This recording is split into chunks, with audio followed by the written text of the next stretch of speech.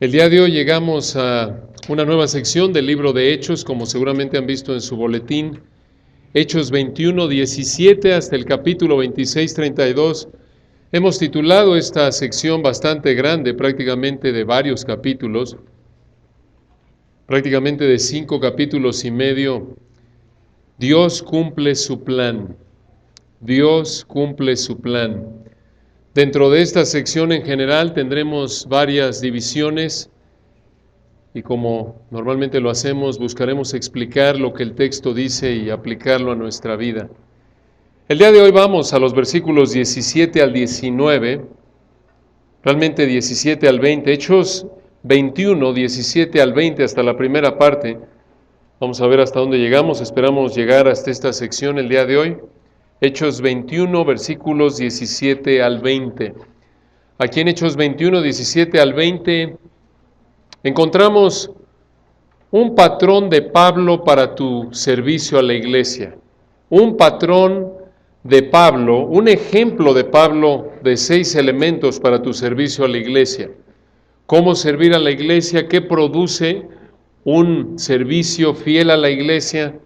Aquí lo encontramos en los versículos 17 al 20. Obsérvenlo en Hechos 21, versículo 17. Cuando llegamos a Jerusalén, los hermanos nos recibieron con gozo.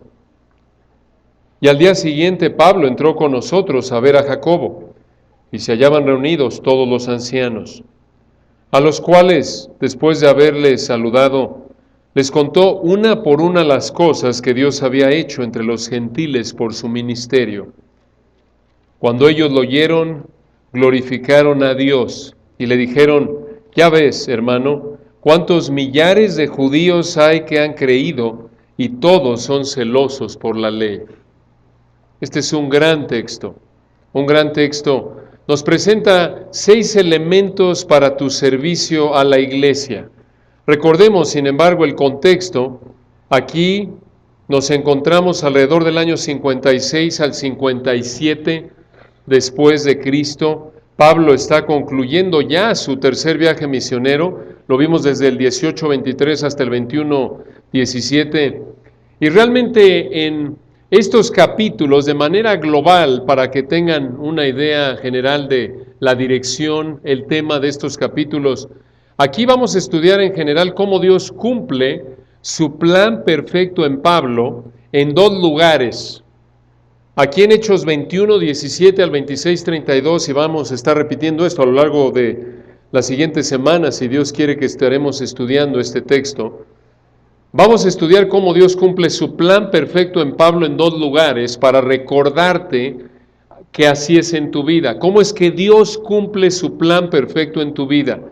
Vamos a ver en Hechos 21, 17 al 23, 32, toda esta sección grande a Pablo en Jerusalén, y después veremos en Hechos 23, 33 hasta el 26, 32 a Pablo en Cesarea. Esos son los 2 lugares que pueden recordar, Jerusalén y Cesarea.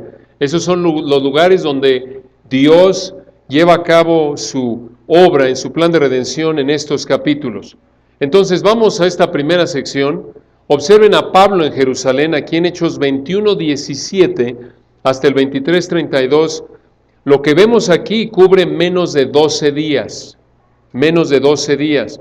Y vamos a dividir esta sección en varias partes, como ya lo dijimos, para que sea más fácil entender lo que está pasando aquí. Aquí por ahora, en los versículos 17 al 20, vamos a ver un patrón de Pablo de 6 elementos para tu servicio a la iglesia. Observen aquí el primer elemento que vemos en Pablo. Y realmente, no solo en Pablo, sino se ve en la gente con la que interactúa en estos versículos, la iglesia con la que interactúa. Aquí vemos el primer patrón paulino, el primer elemento del patrón paulino para tu servicio en la iglesia, y ese es reproducción. Reproducción, esto es reproducción ministerial, preparar a otros para que cuando tú no estés puedan continuar con el ministerio, con el servicio que Dios te ha encomendado. Obsérvenlo aquí en el versículo, me equivoqué, no es reproducción sino regocijo, ya me brinqué uno, pero bueno, se los iba a guardar de sorpresa, pero ya lo saben. Vamos a ver 6 R's en esta mañana, vamos a ver regocijo, reproducción, rendición, reconocimiento, responsabilidad y realce. Vamos a ver en primer lugar regocijo, versículo 17. Cuando llegamos, una pausa ahí, ¿a quién se refiere la palabra aquí llegamos en Hechos 21, 17? Como lo vimos desde Hechos 24, estos son unos 10 hombres, incluyendo a Pablo y Lucas, quien está escribiendo, y noten versículo 17 dice, cuando llegamos a Jerusalén, los hermanos nos recibieron con gozo. Esa palabra recibieron traduce una palabra cuya raíz griega es la palabra apodekomai.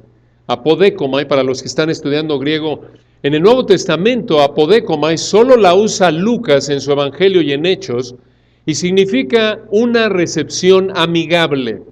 En otras palabras, estos hermanos recibieron de manera amigable y gozosa a Pablo y los hombres que con él viajaban. Ahora, ¿quiénes son los hermanos que lo reciben aquí en Hechos 21, 17? Podrían ser los hermanos que estaban con Mnasón en su casa en el versículo 16, recuerdan, la semana pasada lo estudiamos, o con mayor probabilidad son los cristianos en Jerusalén. Observen que estos hermanos en Jerusalén, versículo 17 al final, recibieron a Pablo y a sus compañeros de viaje con gozo. ¿Por qué? Probablemente por 3 razones. En primer lugar, por el gozo de ver a Pablo, lo amaban. Esa es la primera razón probable. En segundo lugar, por el gozo de conocer a los hermanos de las diferentes iglesias gentiles que venían con él. Recuerden que estos 9 hermanos prácticamente que lo están acompañando, excepción de Lucas realmente, son representantes de diferentes iglesias gentiles. Y esto, al llegar a Jerusalén, les habría animado a los hermanos ahí porque habrían visto que habían gentiles que se habían convertido al Señor.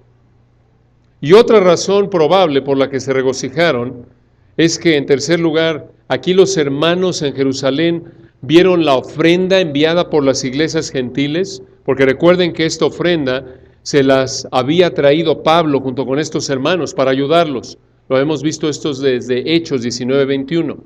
Pero lo que vemos aquí es que ellos los recibieron, versículo 17, con gozo, regocijo. Esto es lo que sucede cuando Filipenses 3:1 te regocijas en el Señor, cuando te regocijas de acuerdo con lo que Dios ha revelado en su palabra, aquí en particular por ver lo que Dios estaba haciendo con Pablo y con estos hermanos en general. Esto es lo que sucede cuando hay un ministerio fiel al Señor, como el de Pablo. Tú ves a alguien, por ejemplo, que está siendo obediente a Dios y ves su vida, y si eres un creyente fiel, obediente, te llena de gozo ver su obediencia. Te llena de gozo ver, por ejemplo, cómo trata a su esposa. Te llena de gozo ver quizás cómo Dios usa su palabra para salvar a alguien. Este es el gozo que caracteriza un ministerio fiel. Y obviamente debemos ser fieles como Pablo para que seamos instrumentos de gozo en las vidas de otros, no de dolor, no de carga, porque ven nuestras vidas y dicen, ay, ya ni me hables otra vez de porque la verdad yo sé que anda muy mal, sino al contrario, que seamos fieles a Dios para la gloria de Dios y contribuir al gozo de los hermanos.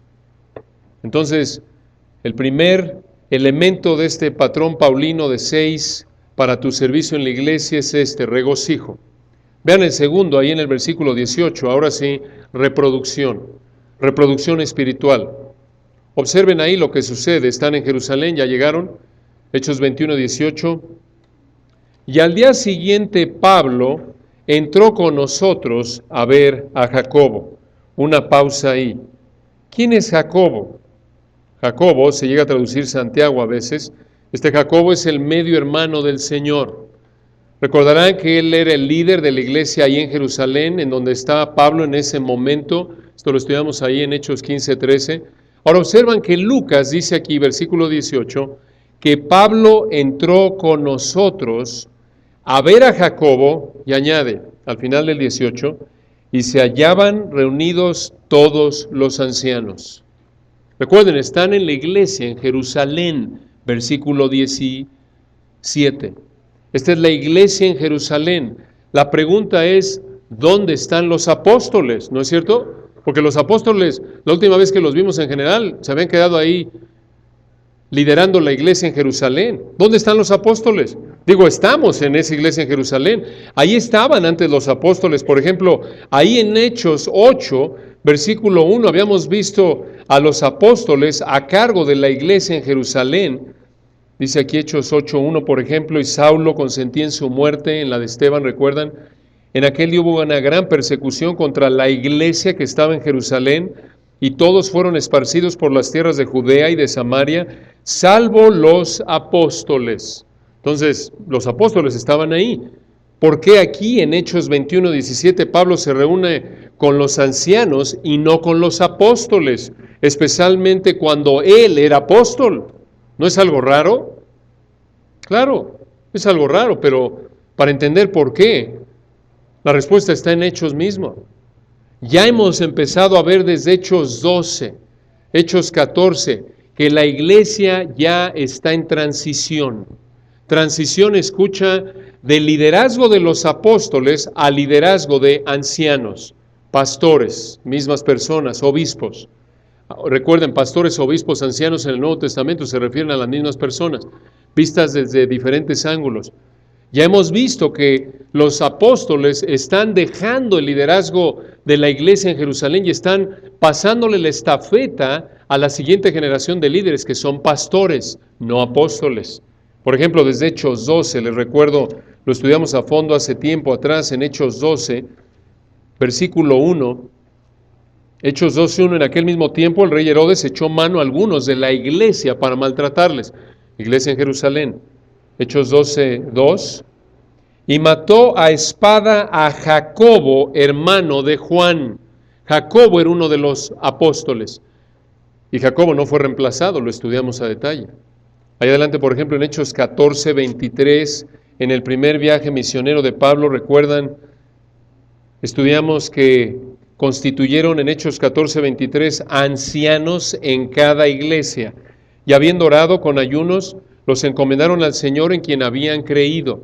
Lo vemos a lo largo de Hechos, inclusive lo estudiamos a fondo, recuerdan en Hechos 20:17, antes de que Pablo llegara a Jerusalén, se detuvo en Mileto para despedirse de los ancianos efesios, en Hechos 20:17, enviando pues desde Mileto a Éfeso, hizo llamar a los ancianos de la iglesia.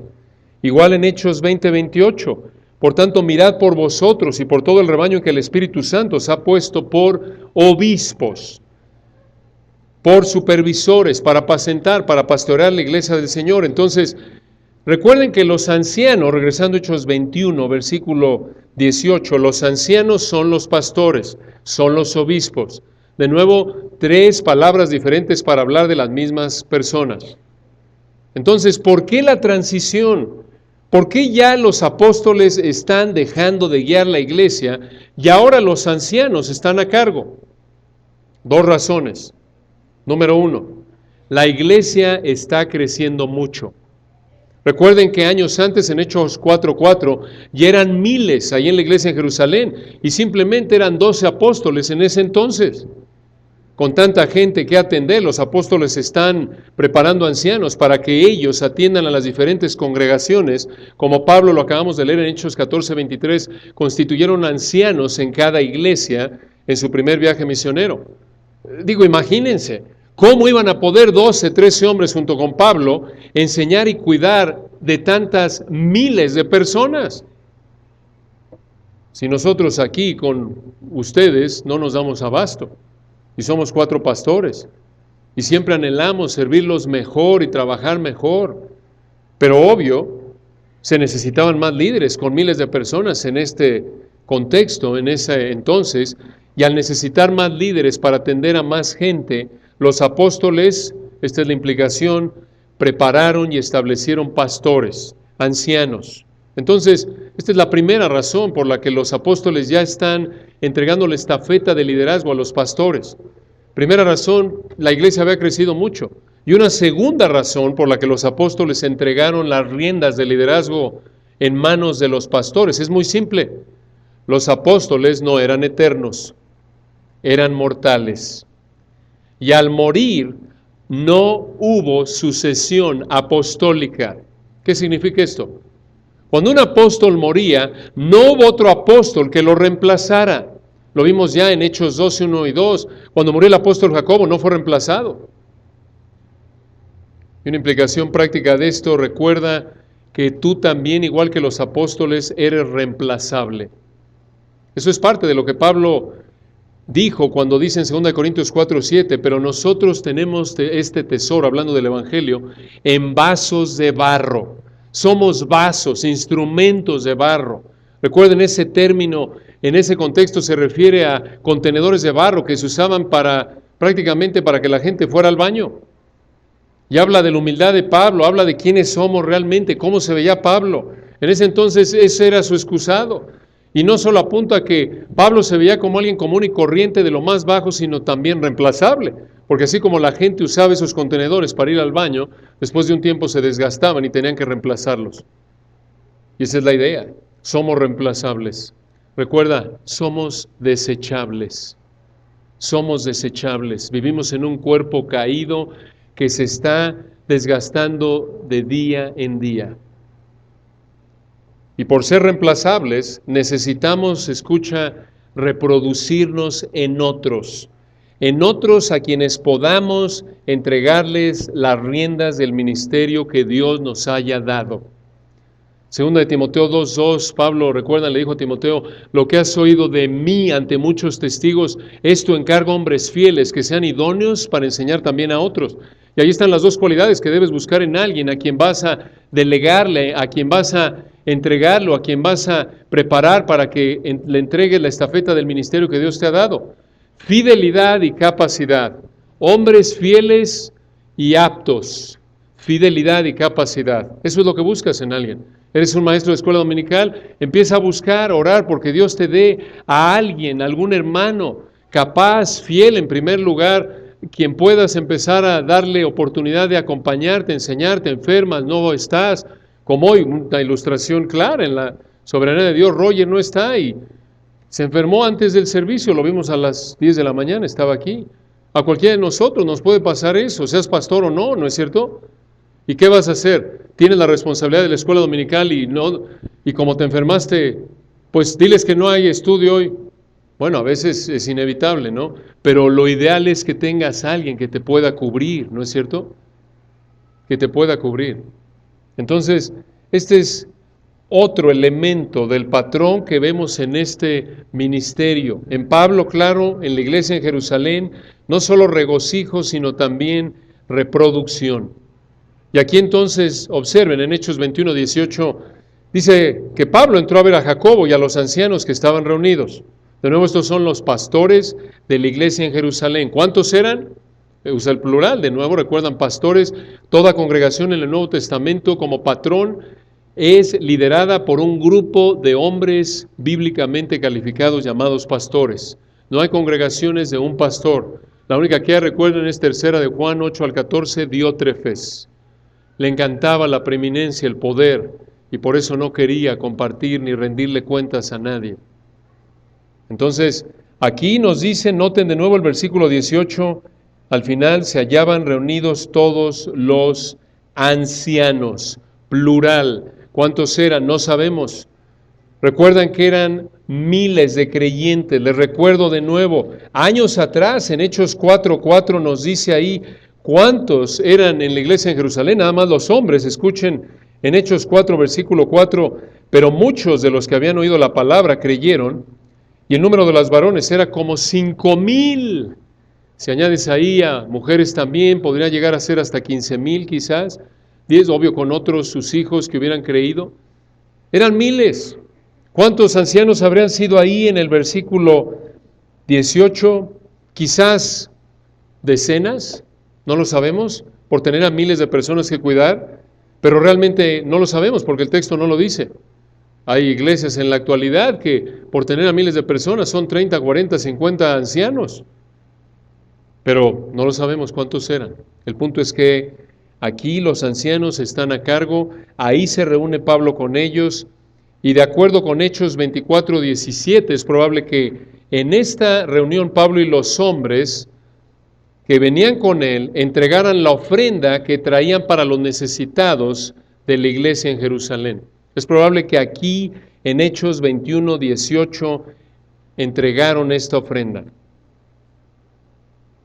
Entonces, ¿cómo se ve un ministerio que honra a Dios, siguiendo el patrón de Pablo, el patrón de un hombre que honraba a Dios, el patrón de pastores que honraban a Dios?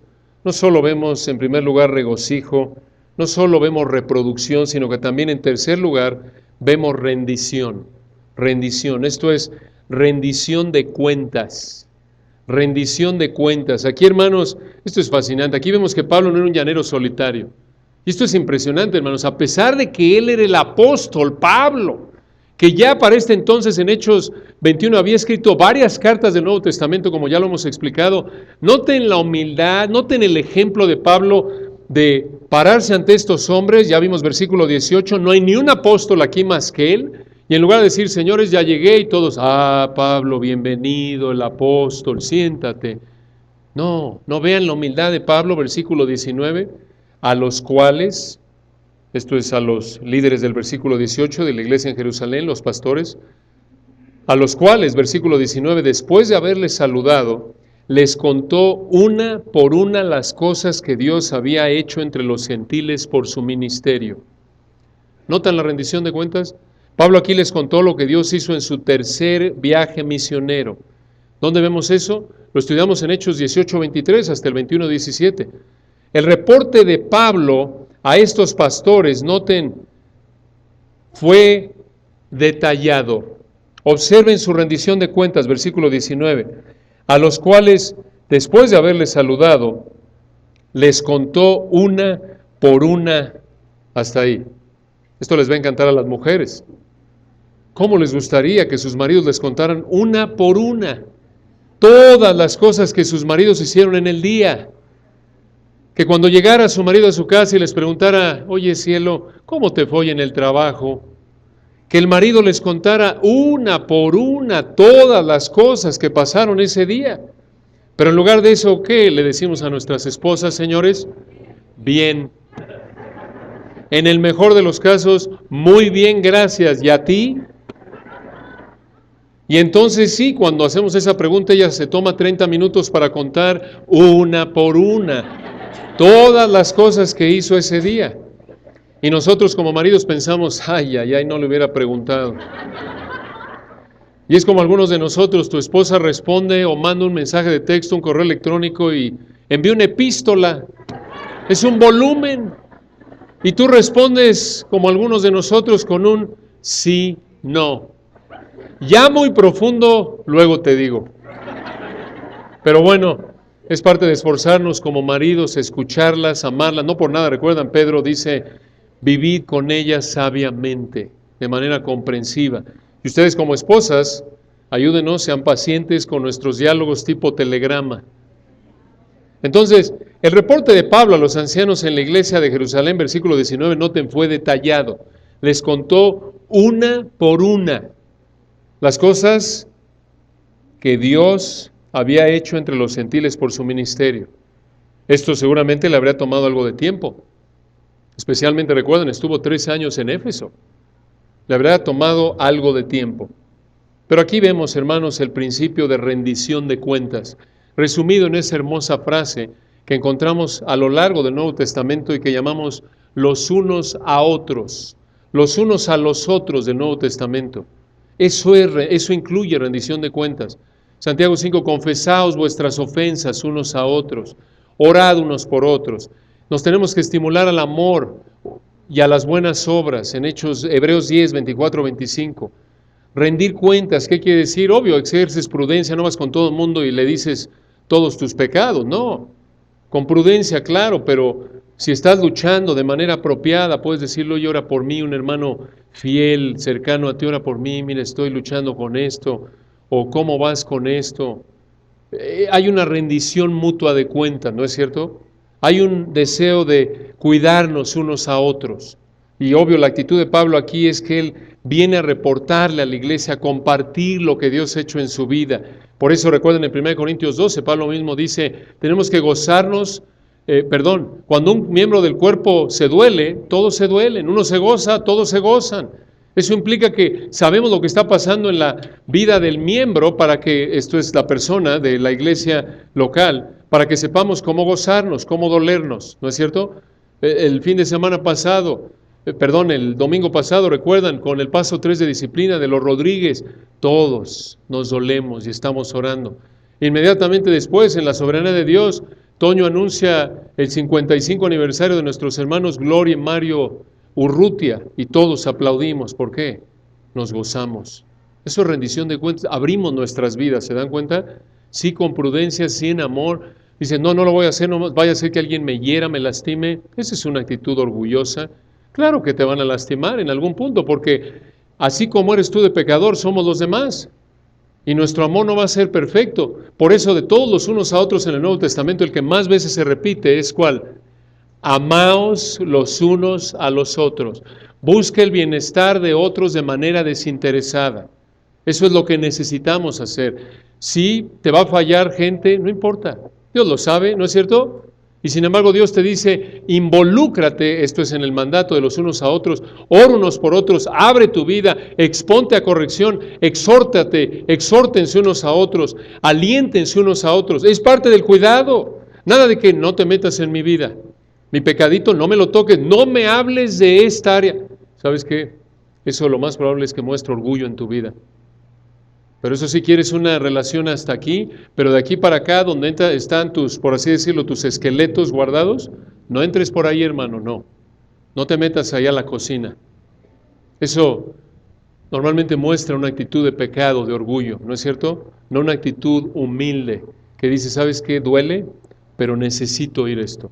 Duele, pero sé que es para mi bienestar, que pongan el dedo en la llaga y confiese mi pecado al Señor y lo deje, y Dios usa este aliento, este consuelo, esta exhortación para animarme a seguir adelante.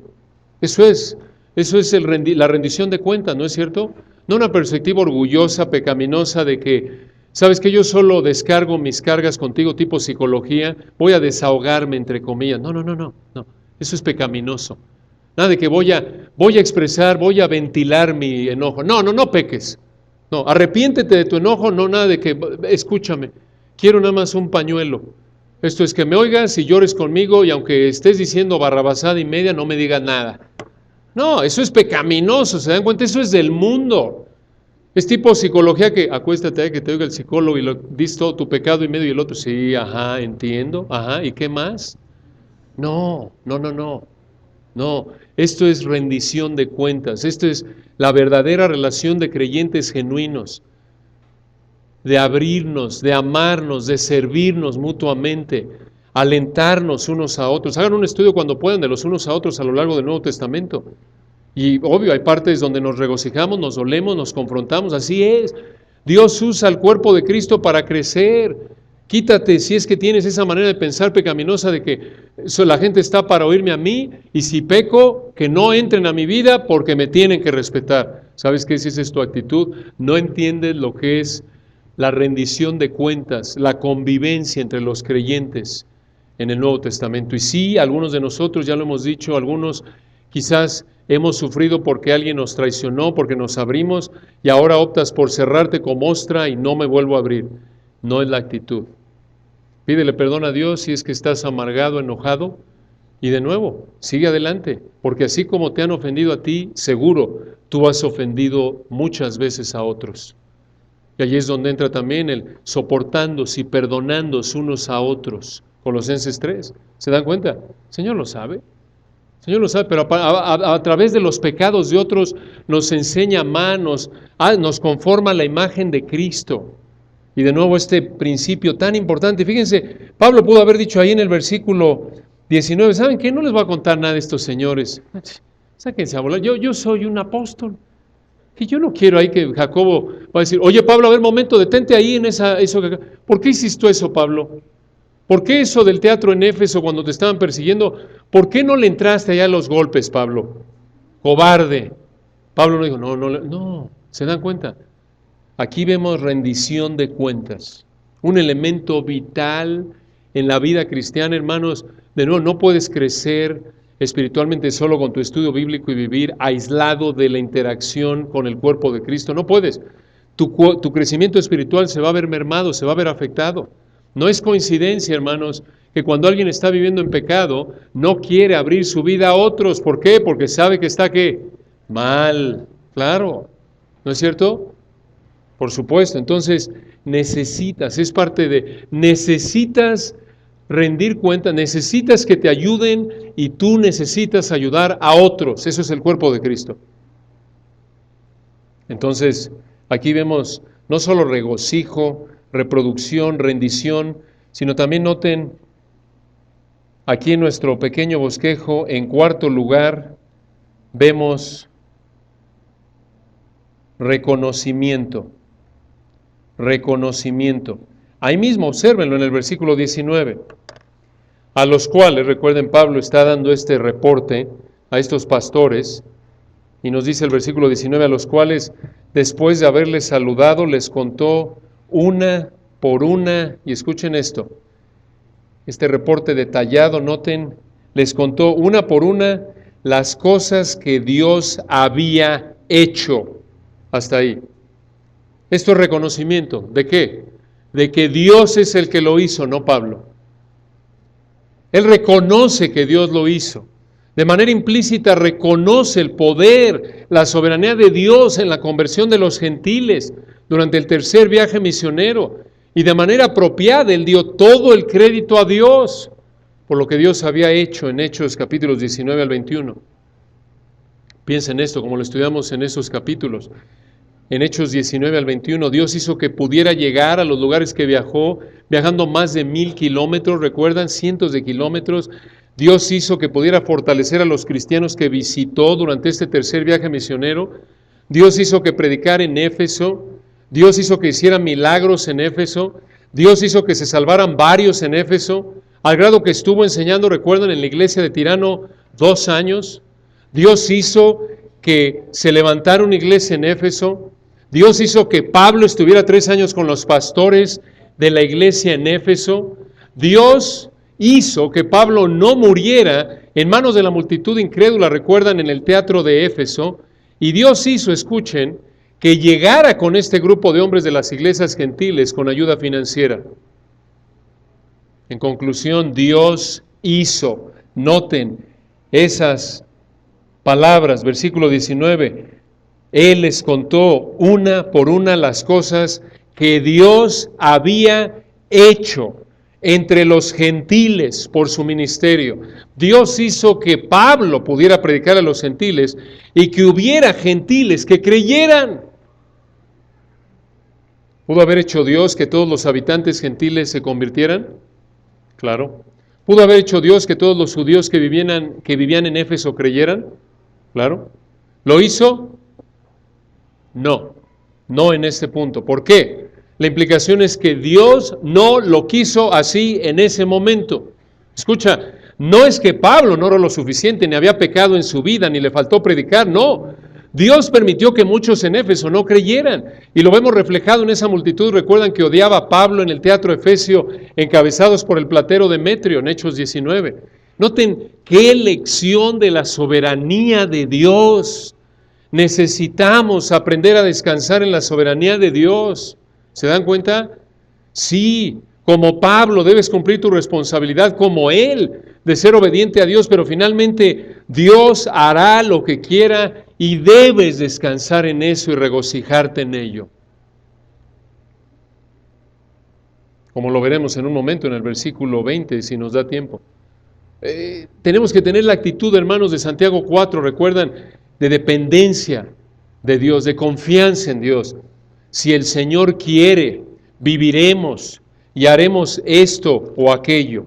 Esa es la actitud de un creyente, ¿no es cierto? De dependencia real, no solo de decirlo de labios para afuera, porque es tradicional en nuestra sociedad decir, si Dios quiere. Si no, eso es lo que dice Santiago 4:15. Escucha, excepto por el pecado, cualquier cosa que hagas en la vida es porque Dios lo hizo.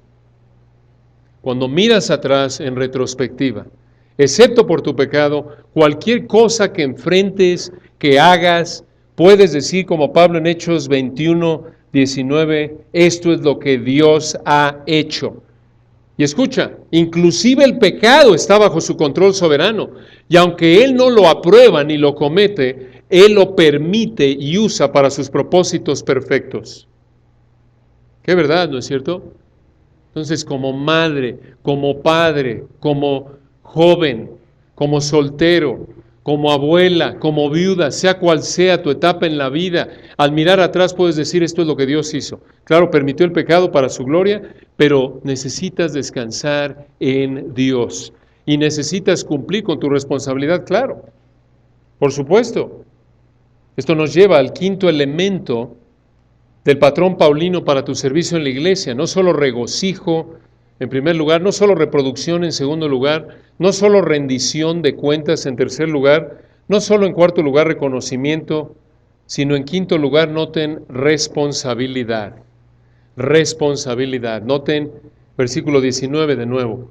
Aquí está dándole este reporte a los pastores en la iglesia en Jerusalén y dice en Hechos 21:19 que Él les contó una por una las cosas que Dios había hecho entre los gentiles por su ministerio. Observen la palabra ministerio, es la palabra griega diaconía. Diaconía, relacionada con diácono, significa servicio. Noten que Pablo sí cumplió con su responsabilidad, pero noten, podríamos decirlo así, este elemento, este quinto elemento de ministerio para la iglesia, este quinto elemento del ejemplo a seguir para que sirvas a la iglesia es responsabilidad humilde. Él no se veía, noten, a sí mismo como una celebridad. Él no dijo aquí en versículo 19, les contó una por una las cosas que Dios había hecho entre los gentiles por su gran labor, por su labor excepcional, por su labor apostólica única. No, por su diaconía. Muy importante este término. Él no se veía a sí mismo como una celebridad, no se veía a sí mismo como un héroe, sino como alguien que estaba desempeñando un servicio y por lo tanto como un sirviente. Eso es todo. Recuerden, diaconía se usaba en griego extrabíblico para hablar de meseros. Él era un hombre bajo órdenes. De hecho, en 1 Corintios 4:1 dijo, así pues ténganos los hombres por servidores de Cristo. Y ahí usa una palabra griega que muestra un nivel aún más bajo de servicio, un huperetes. Huperetes, esa palabra se usaba para referirse a los esclavos del nivel más bajo en la sociedad romana, que vivían trabajando como los que remaban en la parte de más abajo de los barcos. Y aquí otra vez vemos la humildad del apóstol Pablo. Aquí en este reporte, en Hechos 21:19, Pablo reconoció que Dios hizo todo a través de Pablo, a través de su servicio entre los gentiles. Noten, aunque era un apóstol, muy importante esto, se vio como un instrumento, al mismo nivel de cualquier otro predicador. ¿Cómo lo sabemos? Vayan a 1 Corintios 3 rápidamente, hermanos. 1 Corintios 3, les recuerdo un pasaje aquí donde los corintios eran unos carnales, recuerdan, yo soy de Pablo, yo soy de Apolos, yo soy de Cristo. Adoptaron esta actitud que arrastraron del mundo, como venían de una cultura, de una sociedad donde se acostumbraba que tú adoptabas a tu filósofo favorito y yo soy de Aristóteles, yo soy de fulano, de Mengano. Lo arrastran también aquí, a la iglesia. Y Pablo les dice en 1 Corintios 3:4, porque diciendo el uno, yo ciertamente soy de Pablo, y el otro, yo soy de Apolos, ¿no sois carnales? Claro. Y noten cómo los corrige.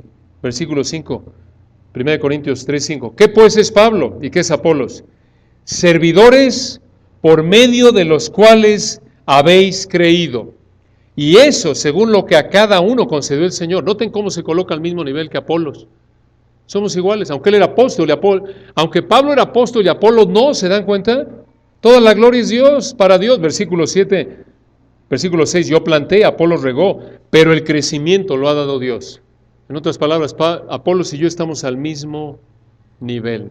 Versículo 7, así que ni el que plante es algo, ni el que riega, sino Dios que da el crecimiento. Versículo 8, y el que planta y el que riega son una misma cosa.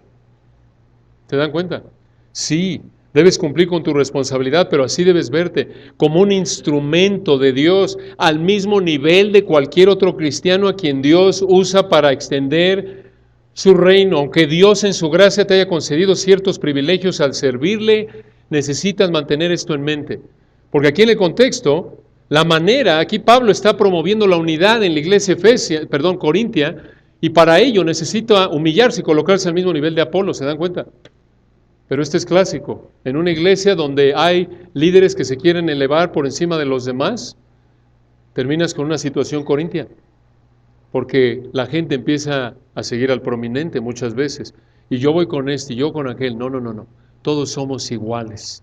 Instrumentos de Dios, dice Pablo. Esto conduce a la unidad de la iglesia. Así que no te exaltes por encima de otros. Eres igual a cualquiera de nosotros. ¿No es cierto? Así es. Somos instrumentos de Dios. Entonces, ¿cuál es el patrón paulino, este patrón que vemos en Hechos 21, 17 al 20 para servir a la iglesia? 1, regocijo. 2, reproducción. 3, rendición. 4, reconocimiento. 5, responsabilidad. Y finalmente, número 6, en nuestra lista para terminar, realce. Realce. Esto es para que rimara el bosquejo, pero realmente es alabanza a Dios. Realce de Dios. Noten, versículo 20. Cuando ellos lo oyeron, esto es cuando Jacobo y los pastores de la iglesia en Jerusalén acabaron de oír el reporte del tercer viaje misionero de Pablo, del versículo 19, cuando ellos lo oyeron, versículo 20, glorificaron a Dios. En el griego, edoxason tontheon, gloria a Dios, glorificaron a Dios. Observen que no dijeron, oye Pablo, felicidades, eres un excelente misionero, qué hábil, qué capaz eres para que tanta gente se convierta. Tampoco dijeron, hombre, qué inteligentes, qué buenas personas, todas aquellas que te oyeron predicar, que tuvieron el sentido común para creer. Nada de eso. Versículo 20, glorificaron a Dios. ¿Por qué? Porque entendían que la salvación es de Dios. En otras palabras, entendían que solo Dios es merecedor de todo el crédito en la salvación de alguien, porque la obra de salvación es de Dios en su totalidad. Y lo vemos a lo largo de Hechos, ¿no es cierto? Por ejemplo, en Hechos 4:21, hablando de la curación milagrosa del cojo de nacimiento, y nunca en su vida había caminado, se usa la misma frase aquí, glorificaron a Dios, de Hechos 21:20. Hechos 4:21, glorificaron a Dios. Escuchen, así como la gente en Hechos 3 reconoció que solo Dios merecía toda la gloria por ese milagro de curación, el cojo no tuvo nada que ver con eso, Dios a través de la fe lo sanó.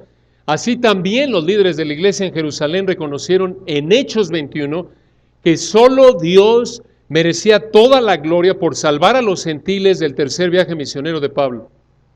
Esa es la idea. Lo mismo en Hechos 11:18. Cuando oyeron a Pedro contar la conversión de Cornelio y los que estaban con él, los apóstoles, los hermanos que lo oyeron, usaron la misma frase, Hechos 11:18, glorificaron a Dios. ¿Por qué? Porque ellos entendieron que Dios debía ser glorificado, porque Él había dado arrepentimiento a los gentiles para ser salvos. Recuerda que tú no puedes convertir a nadie, solo Dios. Solo Él puede dar vida espiritual a los muertos espirituales, Efesios 2:1. Por esto, predica, vive, pide a Dios que salve a las personas incrédulas que conoces.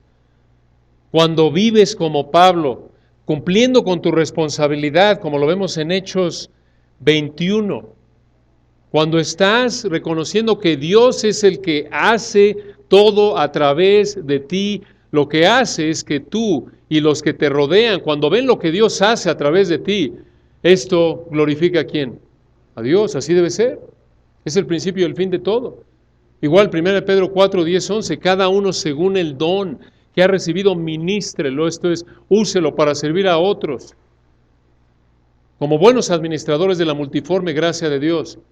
Si alguno habla conforme a las palabras de Dios. Si alguno ministre conforme al poder que Dios da, para que en todo sea Dios glorificado por Jesucristo. Cuando tú no sirves de acuerdo a la capacidad que Dios te ha dado para servir a la iglesia, tú en un sentido limitado, evitas que Dios sea glorificado. ¿Te das cuenta? Esto es serio. Esto es serio. Obvio, Dios siempre va a ser glorificado, aún en medio del pecado. Pero tú quitas desde el punto de vista humano la oportunidad de que Dios reciba aún más gloria. De acuerdo con 1 Pedro 4, 10 al 11 es la implicación. Cuando tú sirves en obediencia a Dios, según el don que Dios te ha dado, la capacidad que Dios te dio en el momento de salvación para servir a su iglesia, tú sirves y sirves tal como Él lo dice en obediencia a su palabra, Dios es glorificado por medio de Jesucristo. Pero si no lo haces, lo inverso es lo que sucede, ¿no es cierto? Quitas la oportunidad, por así decirlo, desde el punto de vista humano inverso que vemos en ese texto, para que Dios reciba gloria. ¿No es eso trágico? Eso probablemente es lo más triste cuando un creyente, cuando tú dices que eres cristiano y no sirves conforme a la capacidad que Dios te ha dado para servir a su iglesia. Estás perdiendo una oportunidad de que Dios reciba ¿qué? Gloria, ¿no es cierto? Dices, bueno, pero no sé en qué me ha dotado Dios. Ponte a servir y lo vas a descubrir. Ponte a servir, que eso no sea una excusa. Pregunta a alguno de los pastores, ponte a servir, ¿qué hago? ¿En qué sirvo? Y conforme caminas en obediencia y sirves, te vas a dar cuenta por el deseo que Dios pone en ti, por el gozo que hay en ti, por el beneficio que traes a los hermanos. Pero créeme que sentado nunca lo vas a descubrir. Y lo peor de todo es que estás perdiendo una oportunidad para que Dios sea glorificado. Bueno, vamos a detenernos ahí. Si Dios quiere, la semana próxima continuamos con el versículo 20, pero por ahora entonces terminamos con esta breve lista de 6 elementos que vemos en Pablo, vemos en su relación con la iglesia en Jerusalén. Este es el patrón a imitar. Vive en obediencia para que seas un instrumento de regocijo en otros, para que al ver cómo Dios te usa, ellos se gocen. Vive en segundo lugar reproduciéndote en otros espiritualmente. En tercer lugar, rindiendo cuentas a otros, interactuando, involucrándote en las vidas de otros. En cuarto lugar, reconociendo que Dios es el que lleva a cabo su obra de salvación, de santificación, a través de ti en otros, si estás siendo obediente. En quinto lugar, recuerda tu responsabilidad. Sé fiel en servir conforme a tu capacidad para que en sexto lugar Dios sea realzado, Dios sea glorificado, que es la meta finalmente de todo. Oremos. Padre, gracias por tu palabra, este privilegio que nos diste en esta mañana de estudiar estas verdades tan ricas, tan importantes, tan prácticas para nuestra vida. Oramos, Señor, porque las uses en nuestra vida, que esto nos lleve a examinarnos a la luz de lo que hemos evaluado, a reflexionar y a seguir este patrón, Padre, que vemos en Pablo, que vemos en esta iglesia, que vemos en estos hermanos. Gracias, Señor, por tu palabra. Gracias por tu Espíritu que nos da la capacidad de entenderla.